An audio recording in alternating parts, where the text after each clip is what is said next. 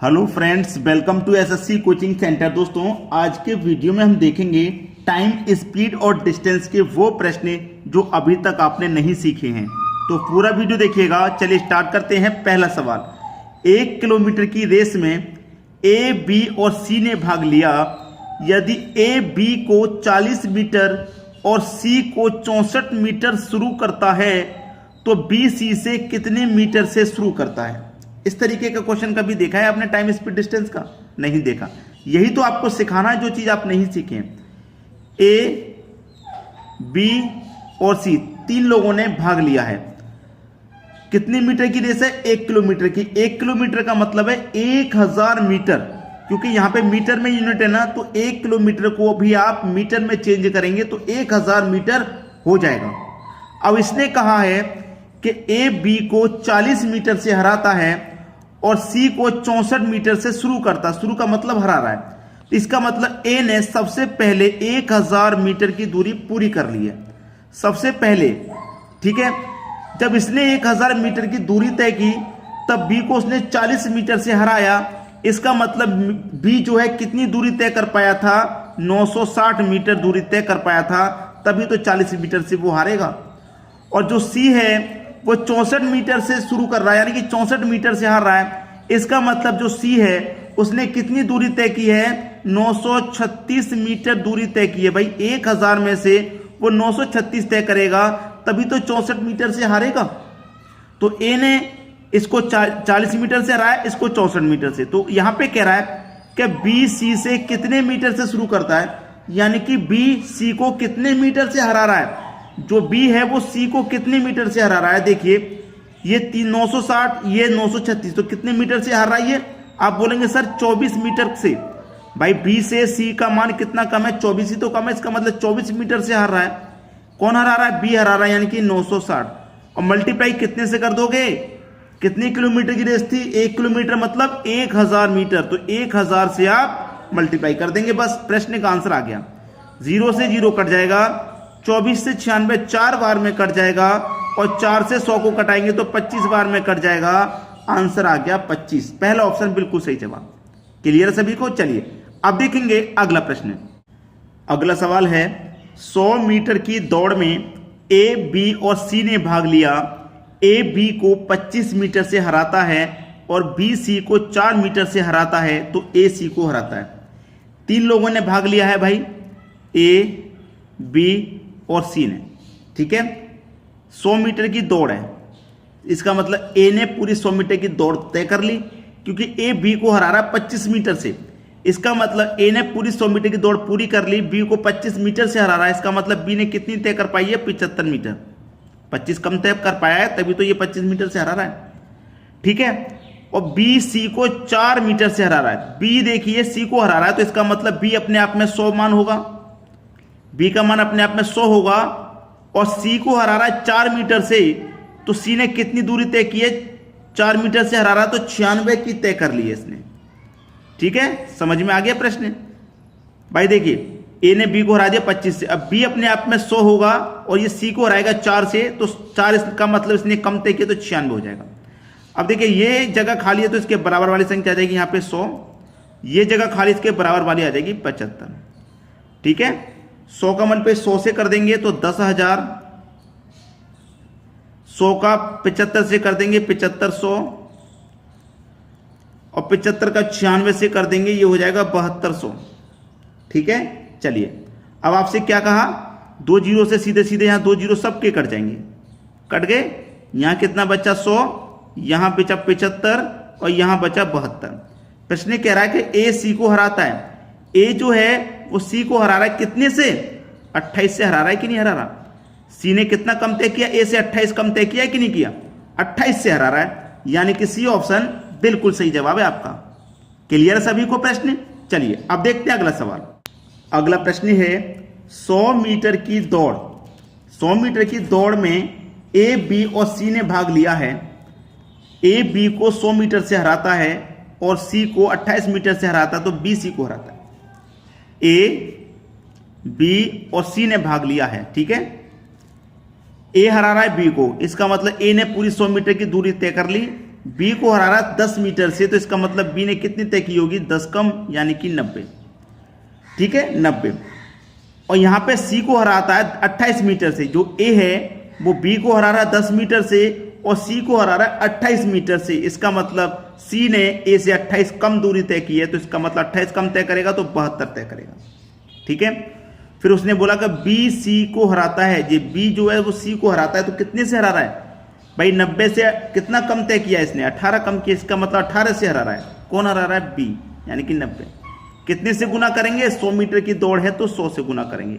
पहले क्वेश्चन में 1000 मीटर की दौड़ थी तो हमने 1000 से गुना किया था। 18 से 90 5 बार में कटेगा और 5 से 100 20 बार में कटेगा। आंसर आ गया 20, यानी कि डी ऑप्शन बिल्कुल सही। चलिए अब देखते हैं अगला प्रश्न।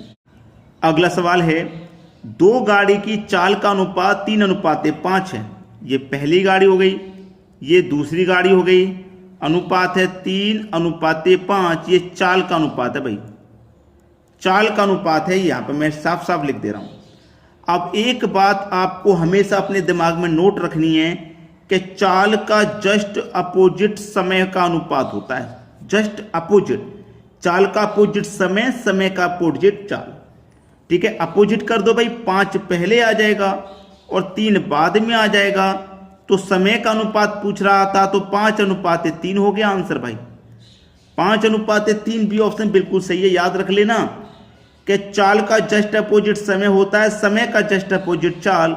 अगर हमको यहाँ पे पहले समय का अनुपात दे दिया जाता और चाल का अनुपात पूछता तो हम अपोजिट कर लेते। ठीक है, चलिए अब देखते हैं अगला क्वेश्चन। अगला प्रश्न है, ए और बी की चाल का अनुपात 2:5 है।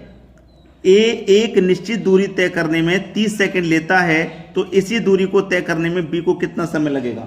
ठीक है, ए और बी चाल का अनुपात कितना, 2:5, यह है चाल का अनुपात।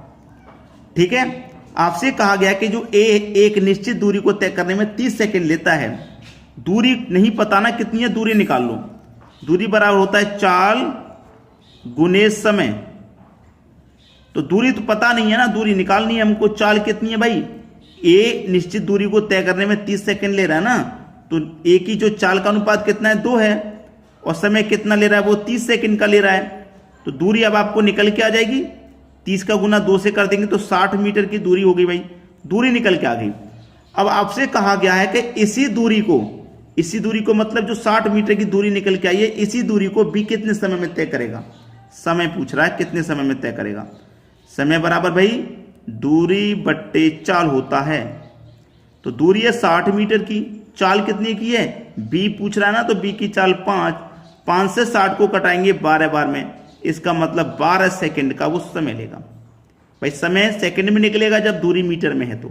ठीक है, 12 सेकंड, बी ऑप्शन बिल्कुल सही जवाब। चलिए अब देखते हैं अगला सवाल।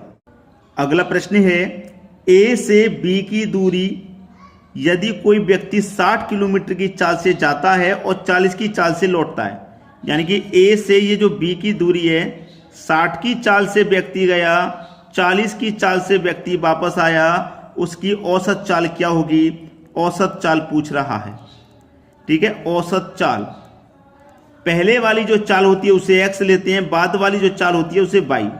ठीक है, तो देखिए एक ही दूरी को 2 बार तय किया है, एक बार तो गया, एक बार वापस आया, 2 बार तय किया। पहले वाली चाल x, बाद वाली चाल y, दोनों का गुना कर देंगे और नीचे क्या होगा, बटे में x और y दोनों को जोड़ देंगे। बस प्रश्न खत्म हो गया। x आपका 60 है, y आपका 40 है, बटे में दोनों को जोड़ देंगे तो 60 और 40 100 हो जाएगा। 2 जीरो से कटा दो, 2 जीरो, 2 छिक्के 12, 12 चौके 48, कितना 48 किलोमीटर, ये आपका आंसर हो जाएगा बी ऑप्शन। ठीक है, चलिए अब देखते हैं अगला सवाल। अगला प्रश्न है, यदि कोई कार चालक 3 असमान चाल 12 किलोमीटर पर घंटा, 20 किलोमीटर पर घंटा और 15 किलोमीटर पर घंटा की 3 समान दूरियां तय करता है, तो कुल दूरी के लिए पर्याप्त औसत चाल क्या होगी। अब यहां पर एक ही दूरी को 3 अलग अलग चाल से तय कर रहा है। पिछले क्वेश्चन में 2 चाल थी, यहां पे 3 है, तो ये चाल x हो जाएगी, ये वाली चाल y और ये वाली z हो जाएगी। 3 चाल है यहां पे। अब 3 चालों का औसत चाल क्या होगा भाई। औसत चाल देखिएगा, एक ही दूरी को 3 बार तय कर रहा है तो 3 आ जाएगा, फिर x y और z, ठीक है। बटे में क्या रहेगा, X Y plus Y Z plus Z X, ठीक है। चलिए 3x कितना है 12, y है 20, z है 15, बटे में x और y का गुना, x और y का यानी कि 12 दूनी 24 यानी कि 240, प्लस y z का गुना, y और z का गुना, तो 15 दूनी का 30 यानी कि 300 हो जाएगा, प्लस फिर z और x का गुना, x ये है z ये है, तो 15 और 12 का गुना कितना हो जाएगा भैया 180 हो जाएगा, ठीक है 180। अब इसी को सॉल्व कर लेना है। ऊपर कितना है आपका 3 मल्टीप्लाई 12 मल्टीप्लाई 20 मल्टीप्लाई 15, बटे में सबको जोड़ लो, 240 और 300 540, 540 में जोड़ेंगे 180 हो जाएगा 720। अब सॉल्व कर लेना है, बस प्रश्न का आंसर आ गया। 0 से कट जाएगा 0, 12 6 72, 3 दूने का 6, ठीक है 3 दूने का 6 कट गया, 3 दूने का 6 कट जाएगा, 2 से 2 कट जाएगा, बचेगा क्या आपके पास 15। बस सवाल खत्म, पहला ऑप्शन बिल्कुल सही जवाब।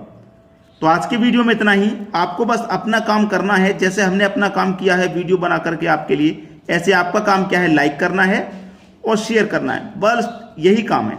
हम आपके लिए वीडियो फ्री में अपलोड करते हैं, कोई फीस नहीं है, और आपकी लाइक और शेयर की भी कोई फीस नहीं है। जब हम आपसे कोई फीस नहीं ले रहे, आपको भी कोई फीस नहीं देनी, लाइक और शेयर करना है बस, ठीक है दोस्तों, धन्यवाद।